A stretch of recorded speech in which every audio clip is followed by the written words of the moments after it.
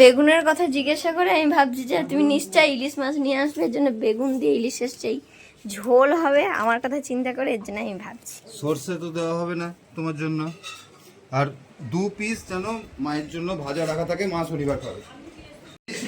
কত কম হয়ে গেছে। কত কত কেজি নিয়েছ এখন ইলিশ? 400 টাকা কেজি, 500-550 হয়ে যাবে। কি ছোট না বড়? এরকম সাইজ। ঠিক আছে, খোলো দেখি, খোলো দেখি। দারুণ সাইজ। তাই এবছর তো ইলিশ মাছ আমার জন্য খাওয়াই হয়নি, এবছর আমার জন্য কোনো কিছু খাওয়াই যাচ্ছে না। হ্যাঁ যাচ্ছি, সরষে দিয়ে খাওয়াবো যাচ্ছি। বেগুন আলু দিয়ে। সাবাস, বাহ, বেগুন আলু দিয়ে খাওয়ার মতো একদম পারফেক্ট।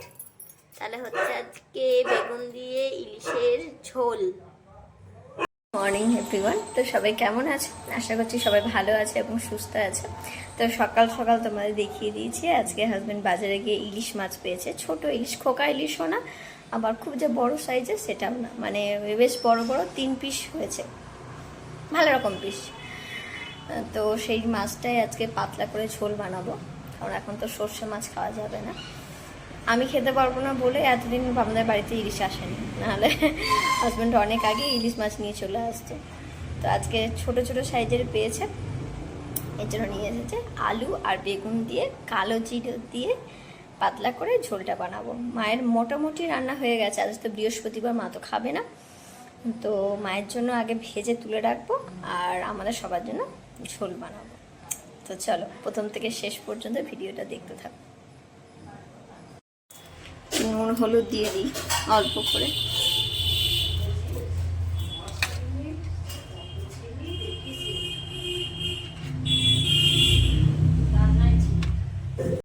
এই যে সর্ষের তেল দিয়ে দিয়েছি। গবুকে খাইয়ে দিয়ে কিছু খেলো না, এখন আবার চিৎকার শুরু করে। আগে মাছের তেলটা দিয়ে দিই, ওই যে দেখেছো কাঁপতে শুরু করেছে। তেলটা দিই, এই যে জোর টানছে দেখো। সেরকম হলে আবার গ্যাস বন্ধ করে দিয়ে যাবো, একটু খাইয়ে দিয়ে আসবো, হয়তো কাঁদবে। হাজবেন্ড ফার্স্টেই বলে দিয়েছে যে এই তেল যেন আমার জন্য রেখে দেবে, আমি ভাতে খাবো। কিন্তু আমি না ইলিশ মাছের তেলটা না আমি খেতে পারি না, জানো। অনেকে ভীষণ ভালোবাসে তেলটা ভাতের মধ্যে দিয়ে ভাত মেখে খায় লঙ্কা দিয়ে, কাঁচা লঙ্কা দিয়ে, কিন্তু আমি কিন্তু একদম পারি না, আমার ভীষণ গন্ধ লাগে। এই যে তেলটা ভালো হয়ে গেছে, তেলটা তুলে নেবো, ইলিশ মাছগুলো ভেজে নেবো। কড়াইতে মাছ দিয়েছি আর গপু ভীষণ জোর কাঁপতে শুরু করেছে। আমার গ্যাসটাকে বন্ধ করে দিয়ে ওকে খাইয়ে দিয়ে আর মাছটাকে ভাজতে রাখলাম। যাদের বাড়িতে একদম ছোট বাচ্চা আছে তারা জানো এটা এরকমই হয়। মায়ের সব রান্না হয়ে গেছে, আমাদের এই মাছটা হলেই হয়ে যাবে।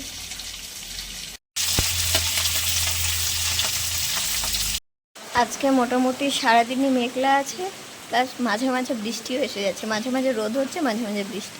এই দেখো এখন কিরকম বৃষ্টি হচ্ছে। এবছর তো বর্ষার সময় অল্প অল্প বৃষ্টি হয়েছে, সেরকম তো বৃষ্টি হয়নি, মানে একটা দিন 1 ঘন্টাও বৃষ্টি হয়নি, তবু আজকে বেশ একটু একটু হচ্ছে। বৃষ্টি হলে বেশ আমার ভালোই লাগে।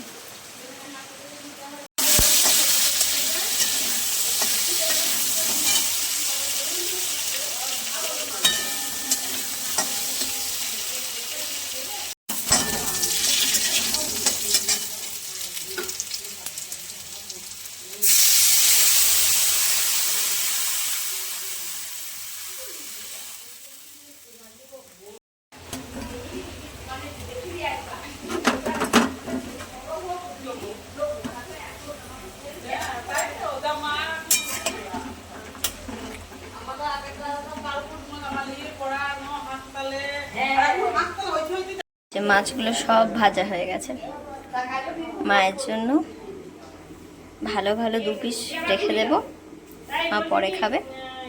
পরে খাবে মানে আজকে বৃহস্পতিবার, আজকে খাবে না, কালকে খাবে না, পরশু দিন খাবে মা।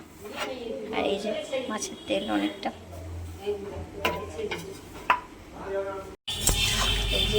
ঝোলটা একবারেই কম হয়ে গেল, আর একটু জল দিতে হবে, নাহলে ঝোলটা একবারেই কমে যাবে। এরপর মাছে একটু হলেও টানবে, তখন একবারেই কমে যাবে। আর একটু জল দিয়ে দিই।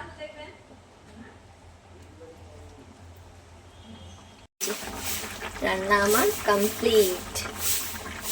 লাস্টে কতগুলো লঙ্কা দিয়ে দিলাম গোটা গোটা, কারণ এর মধ্যে কেটে দিলে বা ভেঙে দিলে যদি পাপা না খেতে পারে, এর জন্য। তুই মাছের তেল খাবি? মাছের তেল খাবি তো?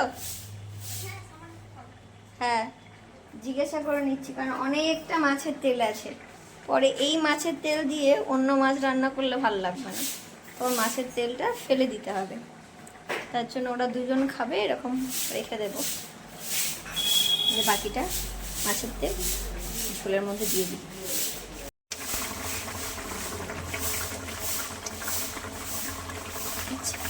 অনেকটা আছে, তাও অনেকটা আছে।